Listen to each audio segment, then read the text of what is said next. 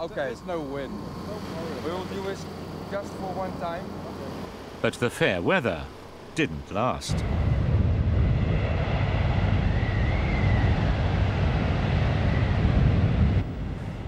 As the seas grew higher, the next port seemed a long way away. And where was the stevedore when the stow collapsed?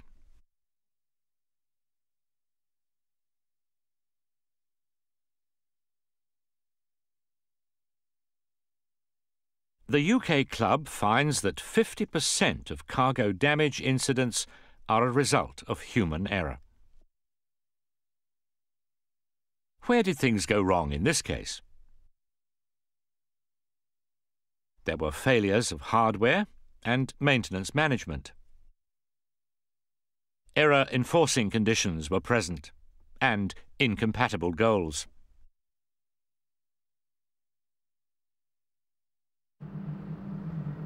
There's no doubt it was a bad day for the chief officer. But what were the latent failures that made this an accident waiting to happen?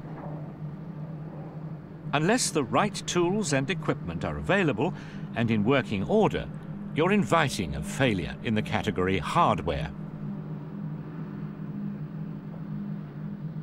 Maintenance that's delayed, missed, or poorly planned is guilty in many incidents where human error gets the blame. What makes an experienced, responsible chief officer load more cargo than he can properly stow? The answer is the error-enforcing condition that's an everyday experience: commercial pressure. He was so used to it, it simply didn't occur to him to refuse the additional cargo. That day, the chief officer learned 2 lessons the hard way. Commerce should never override good seamanship. And what suits people ashore won't always suit the ship.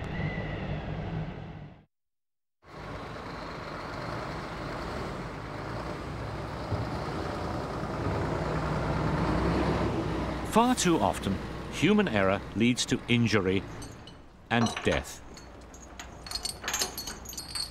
A new able seaman on a ro-ro had little experience and less training. He'd paid cash for his counterfeit certificate. The boatswain already had misgivings. When a ballast tank had to be prepared for survey, he warned the newcomer to study the tank entry procedure and follow it to the letter.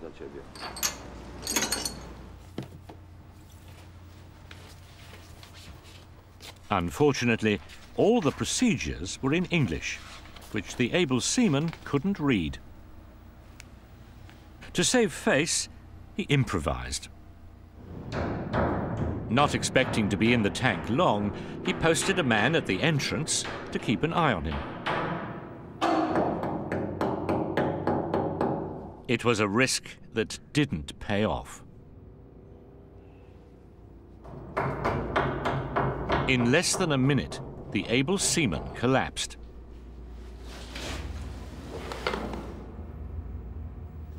Adam? Adam!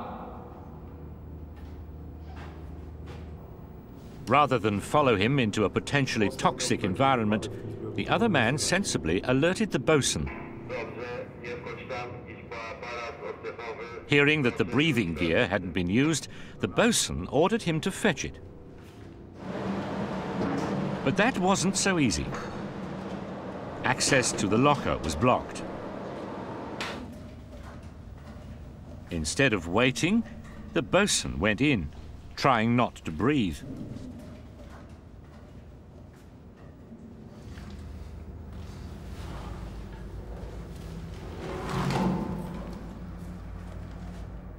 By the time the rescuers arrived, there were only bodies to bring out.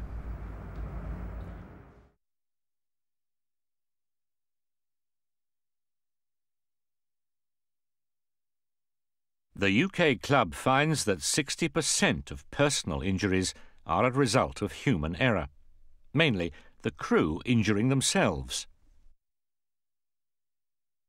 Where did things go wrong in this case? There were failures in procedures, housekeeping, training, and defences. There's no such thing as a person who is accident-prone. Human error affects us all, without fear or favour. The able seaman was a newcomer. Lack of training and experience made him ignorant of the correct procedure. Not so the boatswain. But experience can be your enemy if it makes you complacent about risks you're familiar with.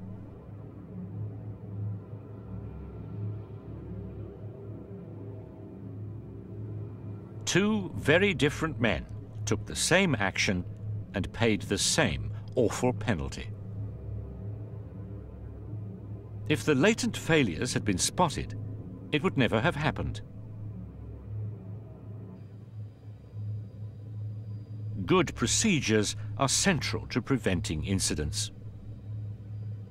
The ISM code now requires all ships to have written procedures for every operation affecting safety. These must be available to the crew and in a language they understand.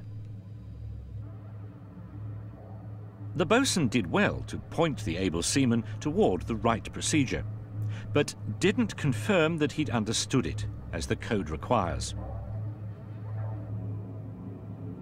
So much is made of safety management systems, it's tempting to see them as a substitute for thought. They're not. Constant vigilance is still required, especially when there are newcomers aboard. Equipment and systems that detect hazards, contain them, or protect us from them are called defences. Undermining these defences leads to loss, injury, and death.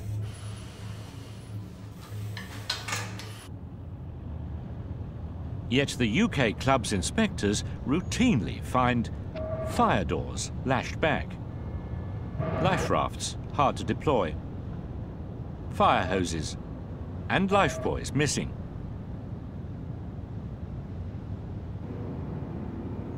In this case, the breathing equipment was present and in working order, but not accessible when needed. Such failures in housekeeping can have costly and tragic results.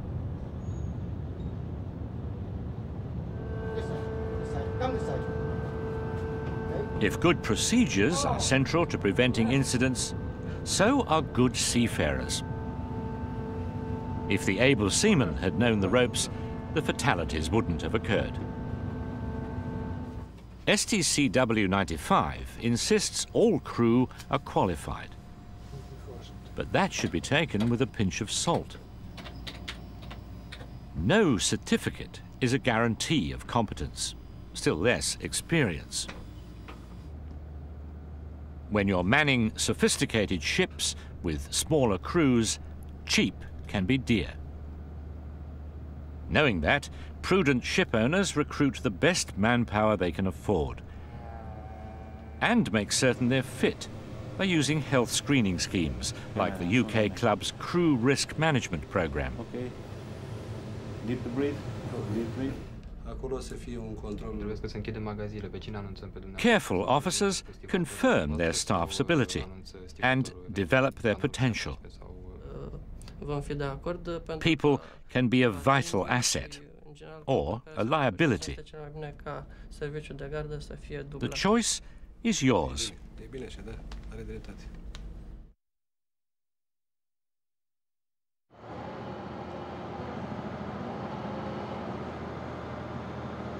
Sometimes it's the way ships are designed that turns a simple human error into a catastrophe. Boy, we know we're gonna run out. I said one more. A chemical tanker was discharging when the chief officer was called by the terminal. Command 63. Yes, this is ship. Stand by here. We trying to spot it right now. They wanted to top off some shore tanks. So he did as they asked and reduced pumping pressure. He called the terminal to confirm that he'd done it. Master, we reduced the speed. Over. Moments later, he was distracted again. Look, Chief, we're never going to get number 5 finished before you set, so can you have a look at it? He left the radio behind. Then, the engineer left the room, knocking a pump control lever fully on. Command 63. The terminal tried to alert the ship. In vain.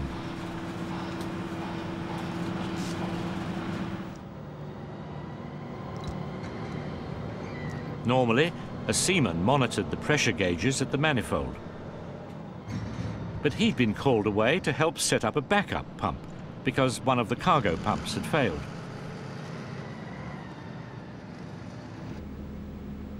Boy, we know we're gonna run out. I said one more.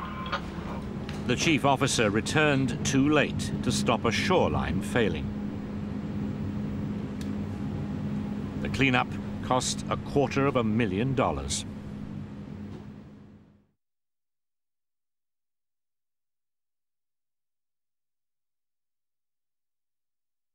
Pollution incidents are infrequent, but costly.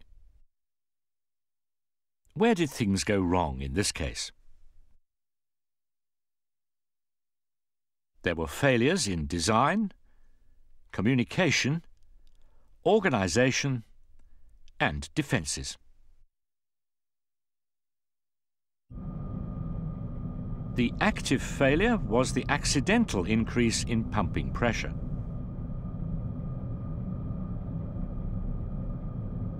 But the incident would never have occurred if the console had been designed to prevent the controls being moved unintentionally.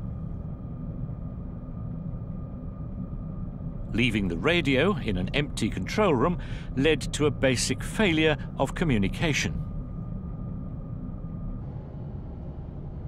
There was a built-in defense, the man monitoring the pressure gauges at the manifold. But crew numbers that are just enough when all goes to plan can't always cope with the unexpected. In fact, the master had previously reported the faulty pump to the ship's managers. They decided to postpone repairs until the next dry docking. They didn't realize how serious the consequences could be.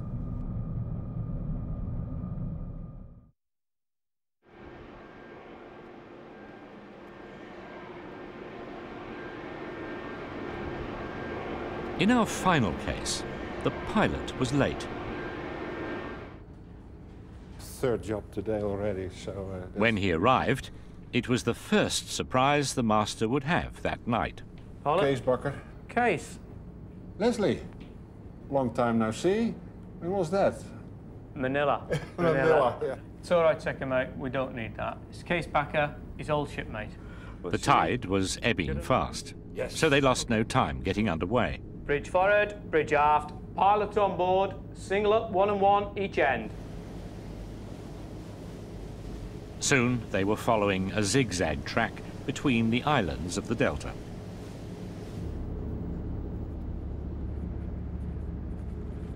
The second officer did her best to keep an eye on their progress, even though it seemed to amuse the old salts. After sort of... Then a light she'd been expecting to see didn't show up. -3 golf balls. It's all in. No. One that could not be easily missed on a clear night like that. Or could it? She supposed it was out of order. The pilot would know that, of course. But the doubt wouldn't go away.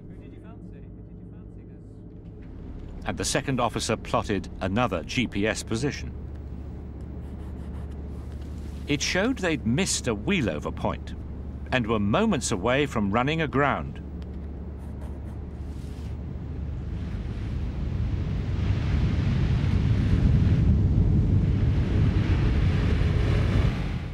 The ship was hardly scratched, but damage to the coral reef cost $500,000.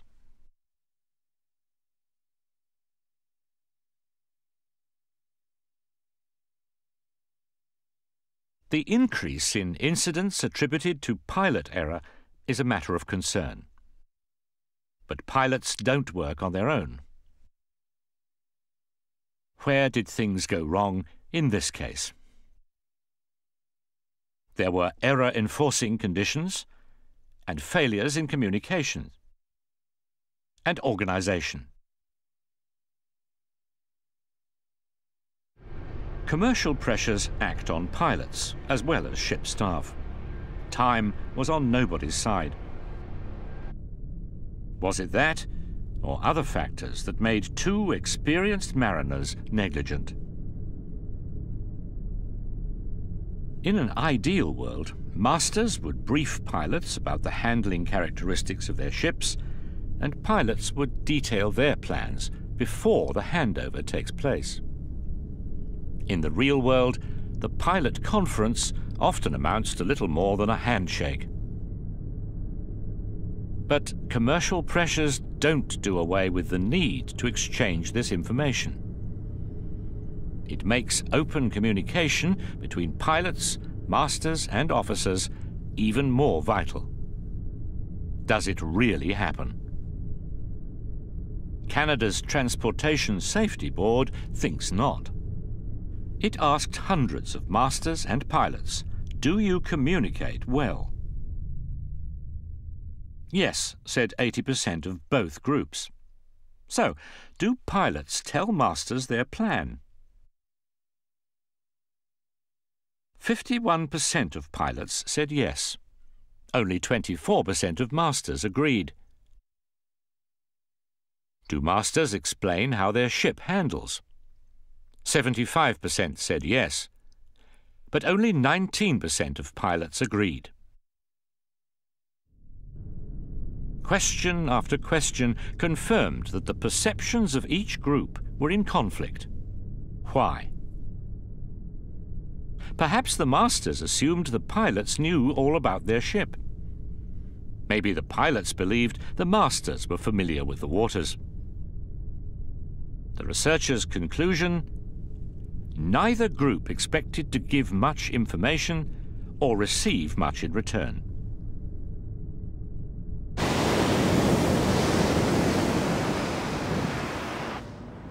On the bridge, a keep-it-to-yourself culture can only lead to calamity. That's because communication is the driving force of teamwork, and teamwork is essential to safe navigation. No one can play a full part in the bridge team until the master champions open communication. Each member must feel free to challenge the assumptions, actions, or inaction of another, whenever there's a concern about safety.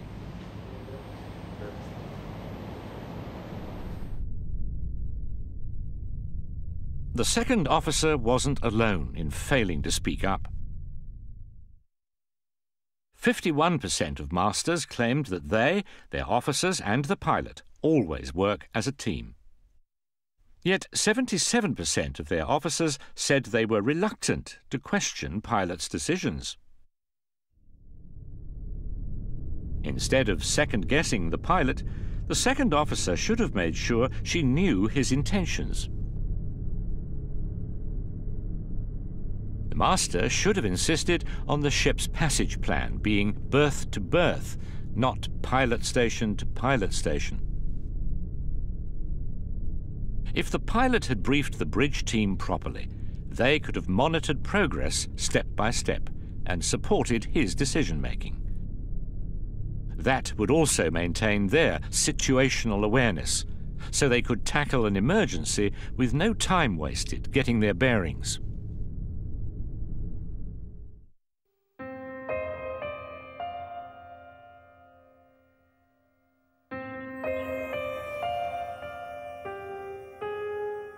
The sea is a high-risk environment.